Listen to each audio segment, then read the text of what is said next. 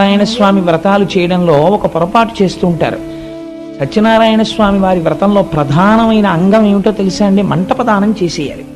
మొట్టమొదట స్కాందంలో ఒక కండిషన్ ఉంది.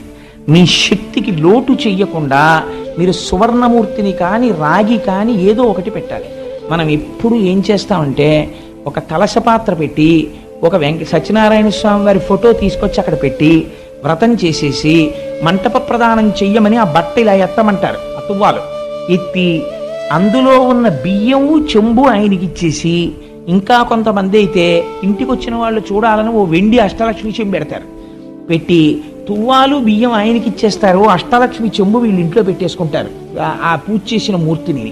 నువ్వు మంటపంలో మూర్తిని పెట్టి పూజ చేసి మంటపం దానం చేసేసిన తర్వాత మంటపాంతర్గతంగా ఉన్నటువంటి మూర్తిని కూడా నువ్వు దానం చేసేసావు.